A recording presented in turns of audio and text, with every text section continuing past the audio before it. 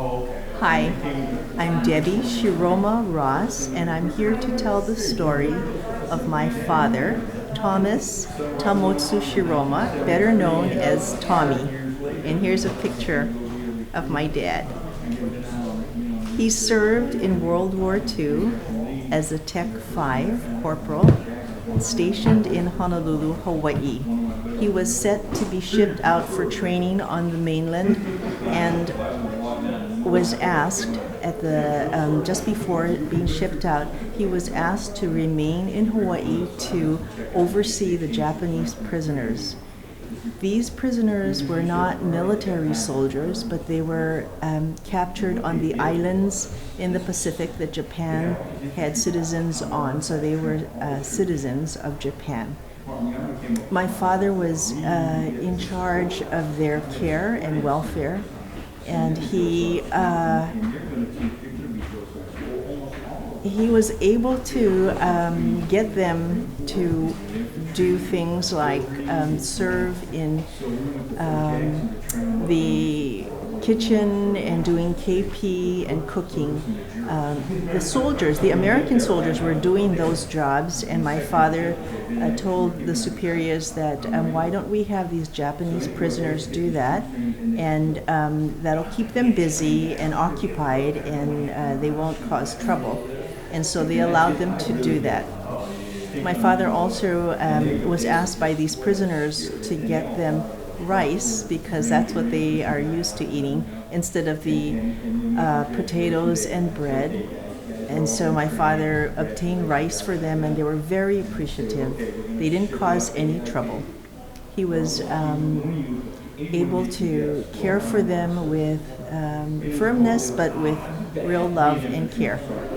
And an interesting story, after the war, he and my grandfather, years later, were on a trip to Okinawa. My grandparents, both sides, were from Okinawa, and so my father was taking his father back to Okinawa for a visit.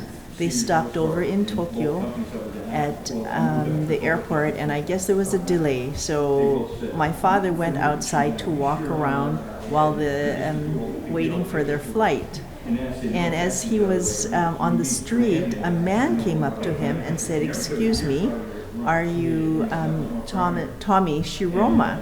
And my father said, "Yes." And he asked, "Who are you?" And the man said who he was, and that he was a prisoner under my father's care. This man thanked my father for his kindness, and he never forgot him. He said they all remembered my father.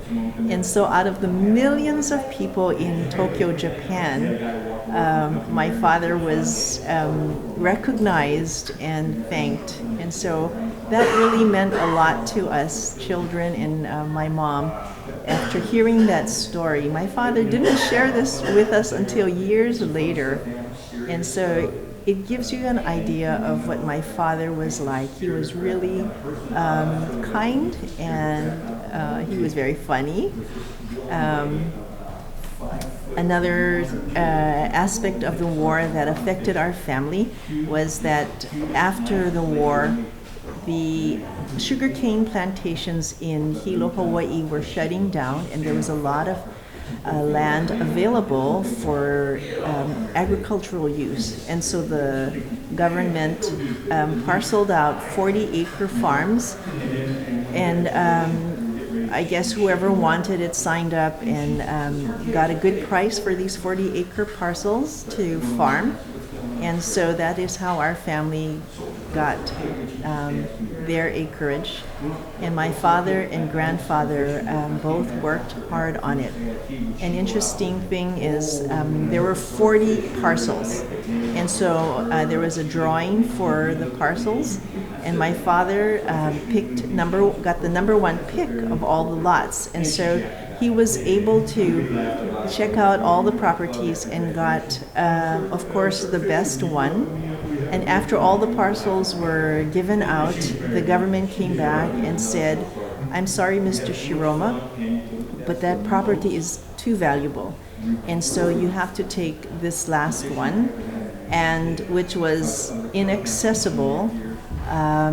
And so my grandfather and my father both hewed out this couple-mile jeep trail through the underbrush and lava rock in order to reach our property, which was inaccessible, no running water, no electricity. And so they worked really hard, got electrical lines put in, and eventually we were able to purchase an adjacent lot in a subdivision, built a bridge or renovated an existing railroad bridge for our family to access. And so we are one of the very few families that still have the entire 40 acres, partly because it's only agricultural use and not able to be subdivided or sold. And so the blessing in all of that is we still have the property. It is a beautiful piece of land, and so that we're thankful for that. We would like access to the regular road, but that is still in process since 1946 or 47. And hopefully one day my mother, who is still alive, will be able to have access to the regular roads. But anyway, I just wanted to let you know the story of my father, Tommy Shiroma, and we really miss him.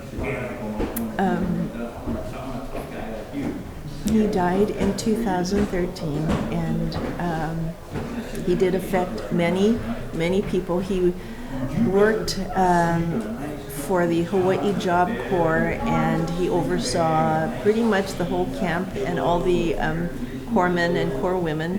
And he had a great impact on these young men and women who needed a gentle but firm and loving hand to help them achieve their education and work experience. And to this day, many of them still come up to me and tell me, and my family, how much they appreciate what my father has done for them.